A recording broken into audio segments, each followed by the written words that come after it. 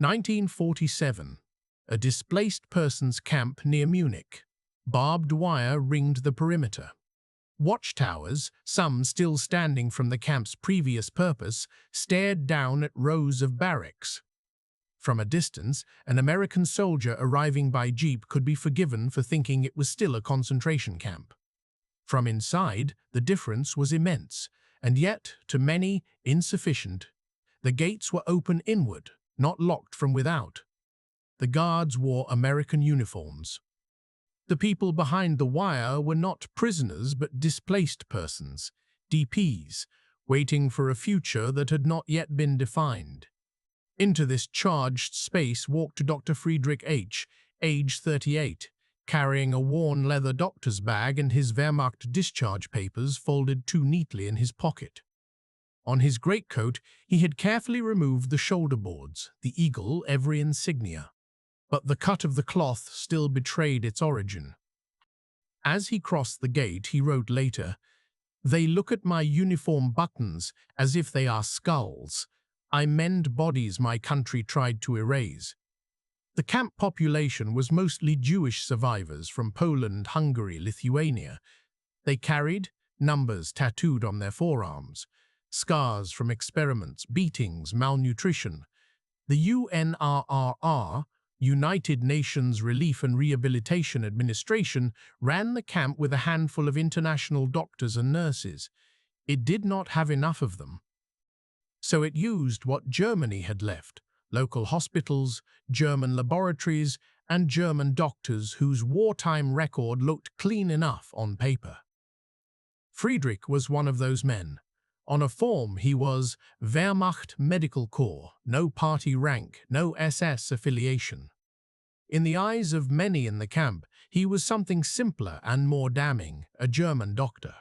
Before the DP camp, a clean uniform in a dirty war. 1939–1945, Friedrich's war had been written in case notes, not in attack orders. He had studied medicine in Munich. Joined the Wehrmacht Medical Service in 1938, like many young physicians seeking secure careers. Served in field hospitals in France, later on the Eastern Front. Officially, his task was to treat wounded German soldiers, prevent epidemics, maintain the health of the fighting strength. He was not in the SS. He did not conduct experiments. He did not select people at ramps. It was possible, during those years, for him to think of himself as just a doctor in uniform. But bombs, frostbite, and shrapnel wounds were only part of the reality. He saw things that did not appear in his sanitized reports. Soviet prisoners of war dying in open pens. Jewish civilians in ghettos, sick and starving, turned away from military clinics. Orders that prioritized German soldiers first, second, and always. He obeyed those orders.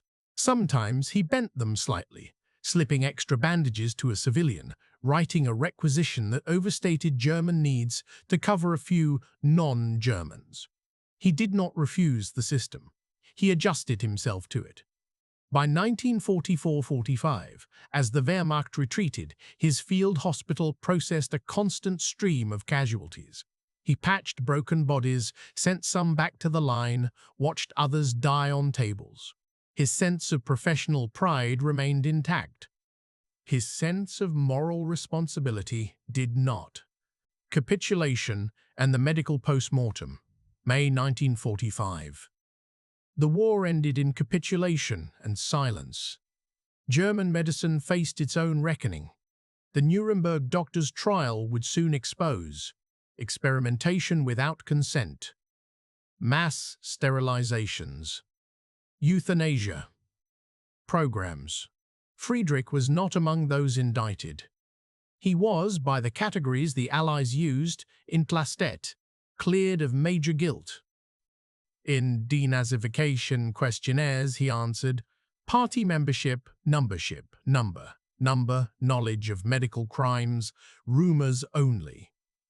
Investigators, overwhelmed with cases, accepted this. He was briefly interned, then released with a limited permit to practice in civilian hospitals under supervision. In bombed-out Munich, hospitals needed hands. There were too many wounded, maimed, starving, too few intact facilities. Allied officials had a choice: exclude all German doctors with wartime service and let patients go untreated, or use them with varying degrees of oversight. They chose the latter. Friedrich, in his notes, admitted a selfish relief. I was not in the dock. I had not injected phenol into hearts. It was easy to tell myself I was one of the good ones. Then the survivors arrived, and I saw how they looked at my hands. The DP camp, a different kind of frontline. By 1946-47, hundreds of thousands of Jewish survivors remained in DP camps across the American zone. These camps often occupied former Wehrmacht barracks, former concentration camp complexes, barbed wire in, barbed wire out. The inhabitants were malnourished, tubercular, traumatized. Tubercular, traumatized. They needed systematic medical care, vaccination programs, surgery, dentistry, obstetrics. The UNRRA and later the IRO, International Refugee Organization, brought in American, British, and other Allied doctors. Jewish doctors who had themselves survived camps, but their numbers were insufficient. The Americans, watching disease statistics, made a pragmatic decision: use local German medical staff for routine care under Allied supervision. German doctors were to treat typhus, dysentery, wounds that refused to heal. They were not to have administrative authority. They were not to demand trust. They were there because, in the arithmetic of post-war resources, there was no alternative. Friedrich was assigned 1 day a week to a large DP camp outside Munich. He argued, privately and ineffectively, that perhaps a different doctor should go. The hospital director shrugged. They need someone who speaks German with the authorities and Yiddish-influenced German with the patients. You grew up near the Bohemian border, no? You understand them. And you were not SS. That's enough. Enough for bureaucracy, not for conscience. First clinic day, the buttons that would not disappear. His first day in the camp began with a small but telling failure. He had tried to make his clothing neutral: civilian trousers, wool sweater. The old Wehrmacht greatcoat, stripped of insignia, because it was the only heavy coat he owned. At the gate, an American guard checked his papers and waved him through with a perfunctory "Doc." Inside, a different reception awaited. The waiting room of the camp clinic was a former roll call hut. Benches lined the walls. Women with kerchiefs, men with caps, children in ill-fitting donated clothes, all watched him enter. Conversations stopped.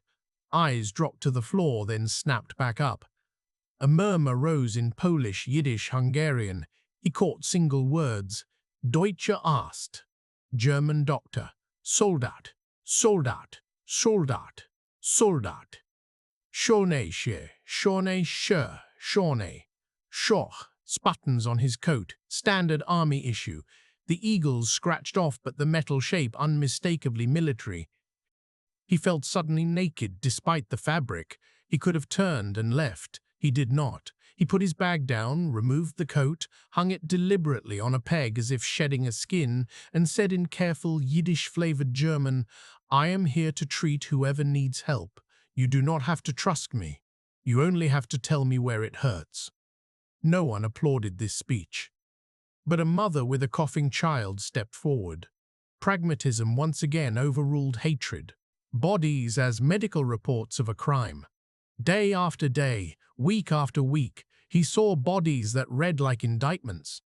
On examination tables made from reused planks, he confronted scars from beatings and whip marks, ribs visible under skin, signs of prolonged starvation, infections from crude amputations in camps, women with pelvic damage from assaults, with pregnancies they did not want but could not end safely. His medical training had not prepared him for this scale of systematic abuse. He had studied pathology of disease, physiology of trauma, Here, the disease was policy. The trauma was planned. A 19-year-old man from I-9 lifted his shirt to reveal scar tissue on his abdomen, layered like wax drippings. "Blockhead tester beat me," he said flatly. Then SS doctor cut without anesthesia. I lived. Others did not. Friedrich sutured, drained, prescribed antibiotics.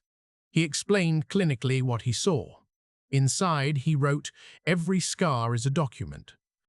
In the war, our kind of doctor wrote Gutachten Gwr, expert opinions, to justify sterilizations, selections, euthanasia. Now I write prescriptions for penicillin on those same bodies. It feels like signing my name under someone else's confession. The survivors often asked a question he could not easily answer. "Where were you when this happened?" He answered truthfully, "At the front, in field hospitals. At the front, in field hospitals." I asked less. The space between suspicion and inquiry was now filled with their eyes. Jewish doctors and the German colleague they did not choose. The camp had its own staff of Jewish physicians, men and women who had been doctors before the war and, in some cases, inside camps themselves. They had survived by being useful to German authorities, treating fellow prisoners, sometimes assisting in selections to save a few lives at the cost of others. Their position was morally fraught, their competence unquestioned. One, and Dr. Levine, confronted Friedrich in the corridor after a morning clinic. "Why are you here?" he asked in German edged with Eastern inflection. "You had no Jewish patients for 6 years. You did not look for them. Now suddenly you discovered Jews need treatment," Friedrich answered. "The hospital director assigned me. There are too few of you." Levine snorted. "There were too few of us in 1942 as well. Where were you then?" It was not a question seeking information. It was a statement of indictment. Professional collaboration in the DP camp was a tense truce. Jewish doctors double-checked his prescriptions, corrected his Yiddish, watched him with an alertness born of experience. They did not sabotage him. They also did not absolve him. In meetings, they sometimes switched to Hebrew or Yiddish, leaving him on the periphery. He understood this exclusion as both an assertion of survivor autonomy, a reminder that in this space he was tolerated, not welcomed. He accepted it as part of his payment, the pharmacy, and the arithmetic of scarce medicine. The camp pharmacy was a repurposed storeroom with shelves of donated American drugs, German American drugs, German-made pills from pre-war stock, vitamins in brown glass bottles. Every treatment decision had to consider how many doses left, which case was urgent, which could wait. Friedrich found himself in triage arguments that echoed older ones in brutally inverted form. In the Wehrmacht, priority had been officers, frontline soldiers. Civilians last. Here, the medical director, a British UNRA doctor, insisted, children first, pregnant women next, then severe TB cases regardless of nationality. German civilians from nearby villages, themselves malnourished and bombed out, sometimes came to the camp gate seeking surplus. They saw, with a mix of anger and confusion, DPs with UN parcels, children receiving vaccinations and milk. "They get more than our own people," villagers muttered. "They are fed by the Americans while we starve." Friedrich, who also treated German patients at his hospital, knew the comparison was not entirely false. But he also knew those in the camp had been stripped of everything. Many had no homes to return to. He wrote, "In 1942, our state starved Jews deliberately. In 1947, the world feeds them first, and my countrymen complain. There is a mathematics of justice here I cannot ignore." When he carried boxes of insulin into the camp, he felt the eyes of German neighbors on his back. He did not meet their gaze. Names, numbers, and the reversal of categories. On intake forms, camp registrars wrote, name, date of birth, former camp or ghetto, current barrack number, forearms with blue-inked numbers slid across desks. In Auschwitz, a number had replaced a name. In the DP camp, the bureaucracy tried to reverse that. You are not number 18743. You are Esk. Rivkestein. Friedrich, used to Wehrmacht identity tags and regimental numbers, watched this reclamation with a strange mixture of hope and shame. He had learned to read soldiers' bodies as rank, unit, wound type. Here, he learned to read tattoo location as indicator of which camp complex, emaciation level as indicator of how late liberation occurred. He discovered that survivors categorized him too, not as doctor first, but as Deutscher, Soldat gewesen, used to be a soldier. A child asked his mother in Polish loudly, "Is he one of the bad doctors or the good ones?" The mother replied in Yiddish, thinking he might not understand. "Bad doctors wear nice uniforms and smell of soap. Good doctors wash our children and cry when they die." He pretended not to catch the words. He knew which description fit him in which year. Confrontation with evidence. The liberation photos. One afternoon, UNRRR organized a small exhibition in the camp. Photographs from liberation. Copies of documents from trials. Statements about medical crimes. It was partly for the DPs, partly for visiting dignitaries, partly for German workers the Allies wanted to educate. Friedrich attended, at first intending only a brief look. On the walls hung images of piles of corpses at Belsen, emaciated survivors behind barbed wire, surgical tables in SS infirmaries, captions named doctors, Mengele, Brandt. Others he recognized from medical journals. A UNRA officer, noticing him reading, said, "You studied under Professor X, didn't you? We have his signature on an order for gassing mental patients." He stared at the page. The handwriting matched lecture notes he still possessed at home. The same flourish on letters. The science was impeccable, he murmured bitterly. The ethics were absent. That night, he wrote, "I had told myself I was not one of those. Today I realize I am of them." We shared professors, conferences, coffee breaks. We inhabited the same house of medicine. Some chose the cellar. I stayed in the hallway and pretended not to hear the screams from below. Treating survivors made this metaphor no longer literary. He could hear, in their interrupted breathing and insomnia, the echoes of what had been done. A birth in the barracks, continuity in a place of endings. Not all clinic visits were for the aftermath of death. Life, stubborn and ill-letimed, asserted itself. One winter night he was called urgently. A woman in Barrack 7 was in labor. The camp's Jewish obstetrician was down with fever. The roads were icy. Bringing her to a city hospital was risky. He arrived in a poorly lit room, blankets strung as makeshift curtains. Around the bed stood other women, all with numbers on their arms. They looked at him with undisguised suspicion as he entered. One hissed, "Before, they killed our babies. Now they want to deliver them." He set down his bag. "I am the doctor who is here," he said quietly. "You may hate me. The child does not know who I am." The labor was complicated, a narrow pelvis, scarring from previous abuse. He worked for hours with his hands and instruments, sweat freezing on his neck. In the early morning, the camp heard the first cry of a newborn boy. The mother wept silently, then demanded in broken German, "Is he whole?" He nodded. "Yes, he is whole." She stared at him, then away. "Then go," she said. "You have done this. We will do the rest." He left, coat over his arm, feeling lighter and more heavily condemned at once. He wrote, "I have brought a Jewish child into the world in a place built to remove Jews from it. There is no word for this inversion. Perhaps it is the only thing that gives me the right to keep calling myself a doctor. German patients versus Jewish DPs, the double clinic.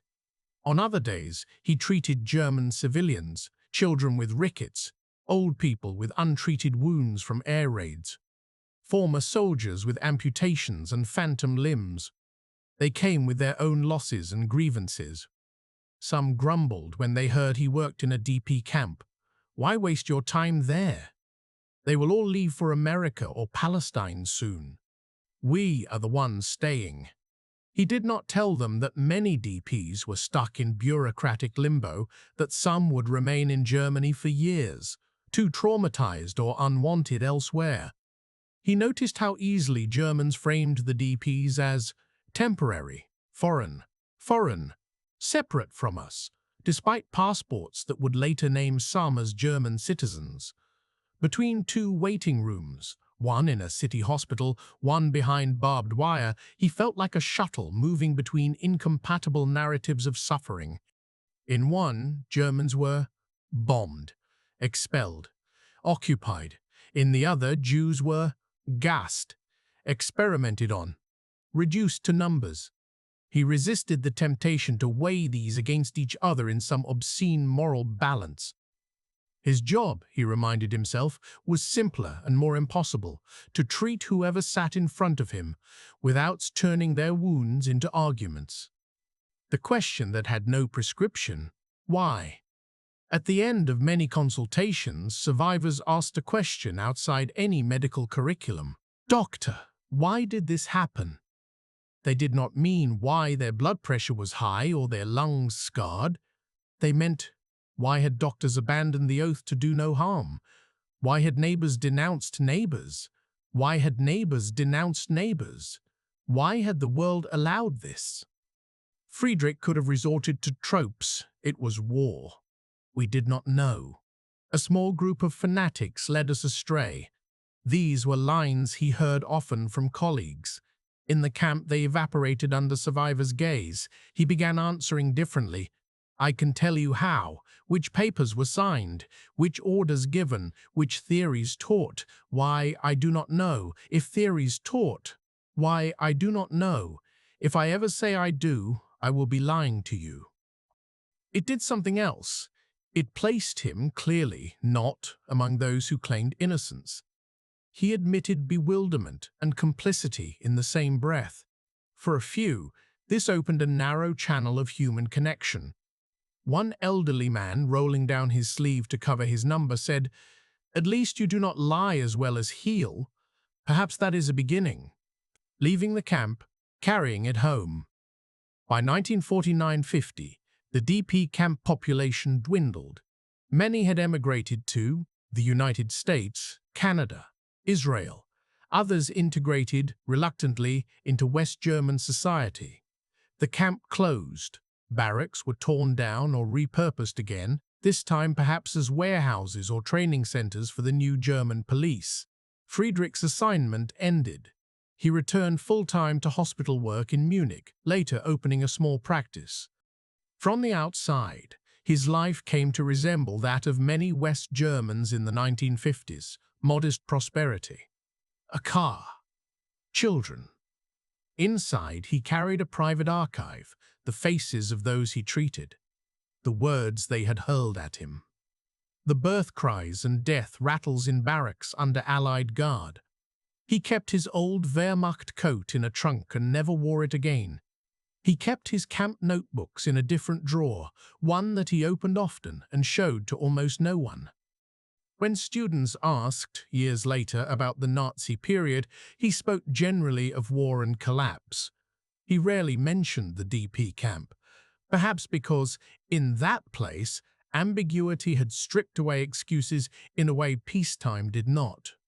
Good German doctor, a title he refused. In post-war narratives, West Germany often sought positive figures to balance the enormity of Nazi crimes, rescuers, resistors, good Germans. Some might have tried to cast men like Friedrich in such a role. He had treated survivors. He had helped births, cured TB, vaccinated children. He refused this framing. In one of his last entries, written in the early 1960s as New Trials, and Eichmann's capture forced Germany to confront its past again, he wrote, "I am not a good German doctor." If such a creature exists, he would have refused the uniform in 1938, denounced the killings in 1941, and torn off his insignia in 1942. I did none of these things. I did my job in a bad system and told myself my hands were clean because they held scalpels, not pistols. In 1947, I cleaned wounds the system had inflicted. That does not absolve me. It only proves I could have chosen differently earlier. Civil life in post-war Germany allowed many former Wehrmacht doctors to slip into new roles without publicly confronting this logic. DP camps were one of the few places where reality forced the issue. There, every touch of a German hand on a Jewish arm carried history in its pressure. What it meant to mend bodies we tried to erase. The story of a former Wehrmacht doctor in a Jewish DP camp is not a tale of heroic redemption. It is a case study in the pragmatism of the victors who used the skills of the defeated. The ambivalence of survivors who accepted help from those who spoke the language of their persecutors. The Krekletay awakenings of a professional class that had convinced itself it was apolitical. For Friedrich, civil life after the war meant treating German children with scars from bombing, treating Jewish children with numbers on their parents' arms, living in a country that preferred to forget both patient groups for different reasons. His weekly walks through the DP camp gate compressed an era's contradictions into a single image. A doctor in a stripped-down uniform, carrying a bag of instruments, entering a place built to destroy the people he now tried to keep alive. He wrote, in his final undated note, "They say time heals all wounds. This is not true. Bodies heal if stitches hold, if infection stays away. Some scars ache in winter, some scars remind. My country put wounds on these people that no time will heal. I put stitches into a few of them. This is not enough. It is also all that I can do." Between those two sentences, not enough, and all that I can do, lies the narrow, uneasy space where many post-war Germans lived, especially those whose white coats and stethoscopes could never again be entirely separated from the uniform buttons survivors saw as skulls.